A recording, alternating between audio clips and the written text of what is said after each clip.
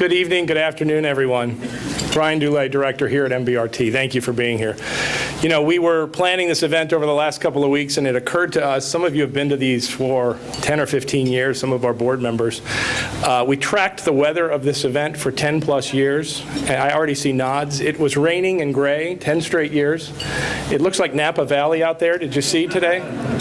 So Dwight and the APL staff, we may move outside here halfway through. We'll see how this goes. But my role here this evening is brief, and it's really the overview, executive level, quick recap in addition to a look ahead.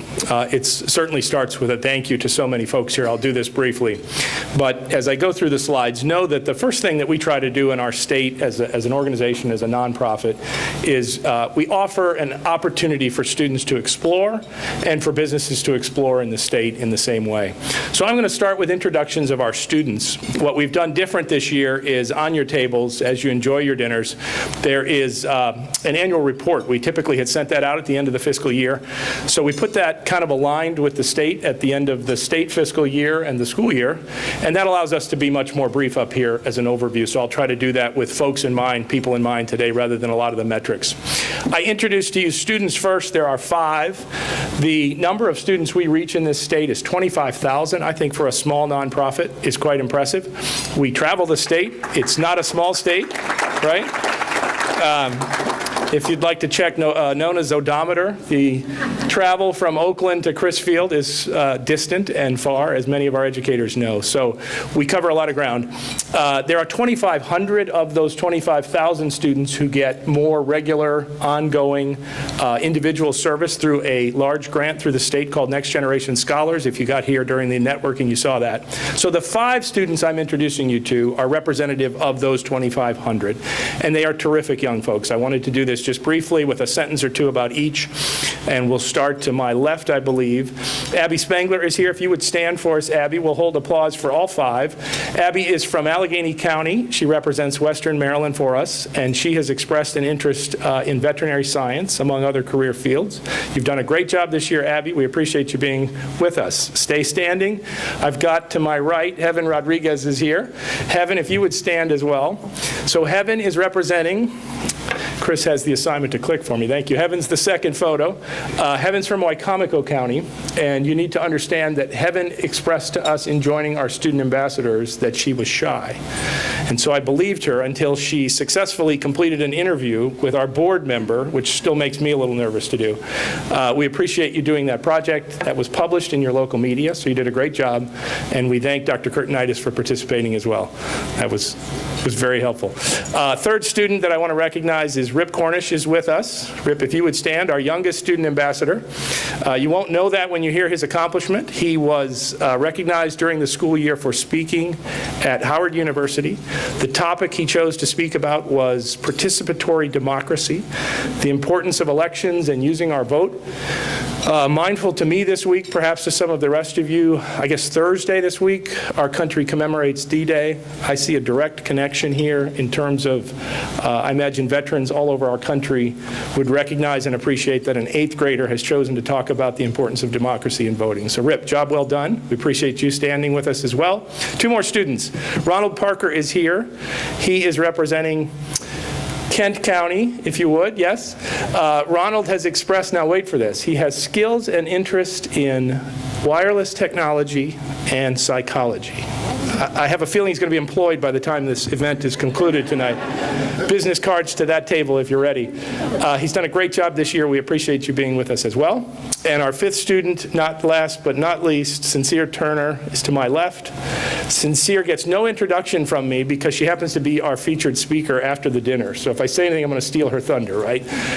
But as I ask for applause for these 5, if there are any other young folks in the audience, siblings with them, middle school, high school, I didn't want to miss anybody, stand as well. You're welcome to. These 5 deserve some great applause, if you would. Yes, please.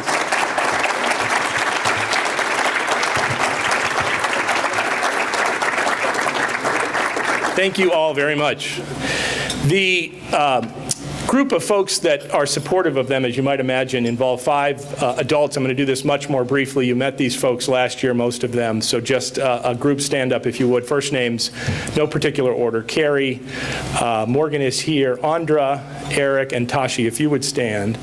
So these 5 on a daily basis are making a difference in students' lives, and the students will tell you that before I will. I don't know how we did our work before you worked for us. I don't know what we're going to do if you ever leave, so don't go anywhere, all right? You're doing really tremendous work throughout the state. We appreciate what you do, so thank you. Our statewide partner is here, the State Department of Education. We work with most of the agencies under Governor Hogan's administration. Mike DiGiacomo and others are here. Thank you, Mike. But obviously MSD has direct alignment. Superintendent Salmon is here, as you know, and we appreciate her participation at this event each year. I'm going to call out 2 other colleagues. I think I saw them both with us, and I'm leaving some out as I do this. But Mary Hollett Brandon, did she make it in? Tiara and Dr. Salmon, I'm not sure if she's here. She is the point. Yes, she's the point person on our grant, so I certainly want to give her applause at some point if possible. And then Tiara Booker-Dwyer is here. If you recognize Tiara, stand just briefly for us if you would. Tiara is a former colleague, so she's rolling her eyes at me. I also have our organizational partner. So long first slide, bear with me, but 2 more hellos. Carrie Hyde is here, the executive director of Ready at 5, along with your board member, Taylor Graff. Thank you both to my far right.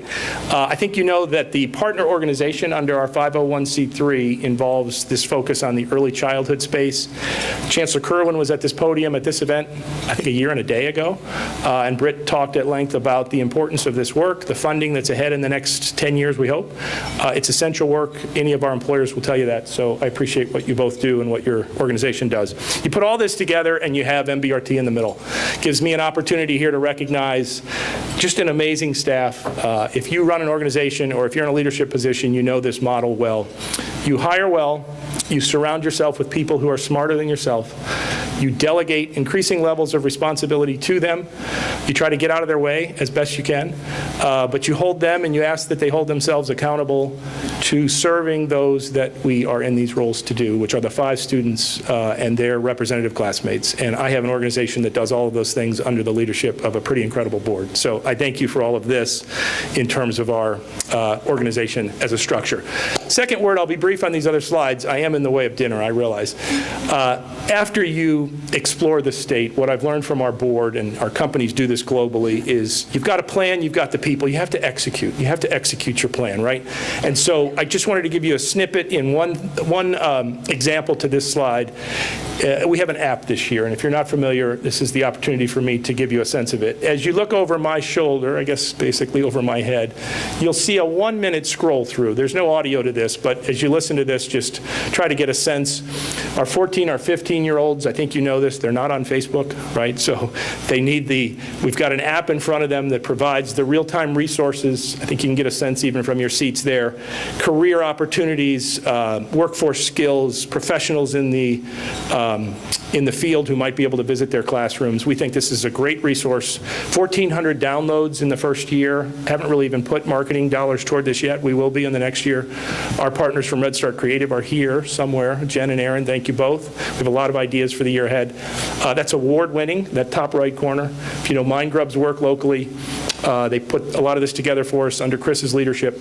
I think there's unlimited potential here and would love to hear your ideas. The board saw a preview of this during the year, so I look forward to this. I'll give you one macro example of this that's on my mind. If you saw the news in the labor force in the last few months, Ford Motor Company, just to pick an example, is laying off 1/10 of its workforce. And so for Ford, that equates to something like 7,000 employees globally are going to lose their jobs at Ford. At the same time, Ford is hiring. So when I saw this coverage, I was reading it a couple of times trying to understand what's going on here.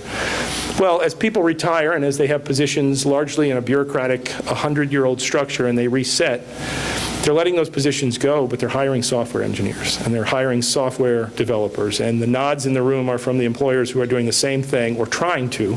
Record unemployment. There's a war on talent. So this is the ground that's moving beneath us, and I think our responsibility as adults is to try to make sense of this for the students as best we can.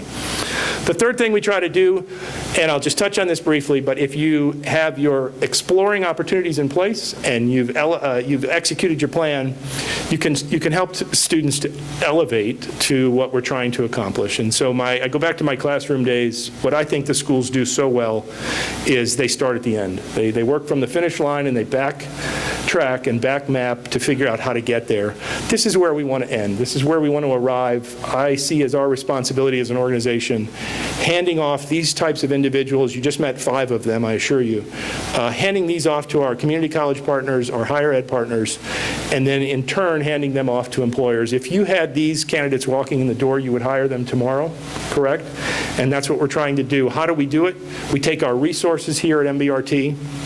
I think you recognize these if you know our work well. If you don't, we'll be finding you during the meeting tonight. We would love more help. But we take these programs. I think we have our evaluator here. We do track this. I never promise correlation. That's a lot to ask of a nonprofit. We're more of a touch point throughout the state. So does our program lead to math gains in a classroom? I'm not sure we're there yet, but there's direct impact with what we're doing with these programs, and they mean a lot. You put this together, and in the middle, the sense of the theme tonight, I think you can gather, is our key to the commitment are the people who are sitting in the room. I would love to take credit for your parting gift there, that you have a key that serves as a bottle opener. That sounds like something I would do. That is not my idea. I'll credit my staff for that, but that, if you didn't notice, that's a pretty cool takeaway gift for the summer. And so we just wanted a theme that would pull this together for you. We think the key works here. I'll ask for 2 more audience stand-ups as quick recognition. If you have served in our classroom and you've committed to MBRT in a volunteer role, for some of you this is many, many visits, and or you serve on our steering committee, would you please stand briefly for applause? There must be 24 plus people in the room, 36. Thank you very much.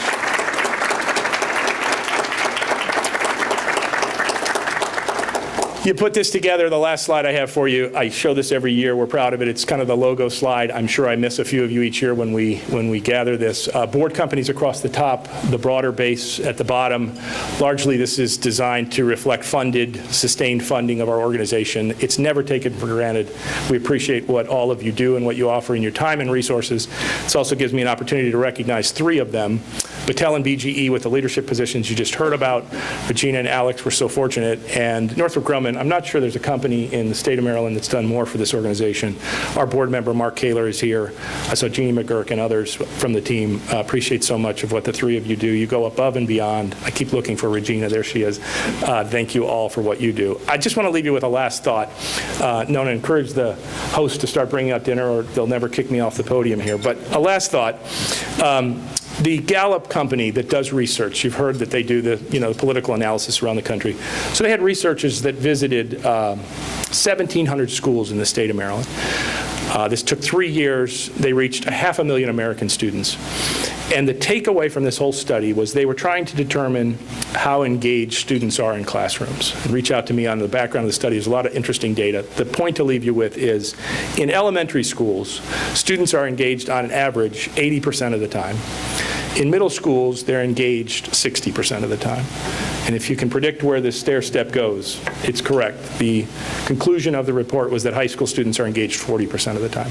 I happen to have one of each of those in my house right now. And my wife and I love our oldest as much as we love our youngest, obviously. But I see this. I see this on a daily basis.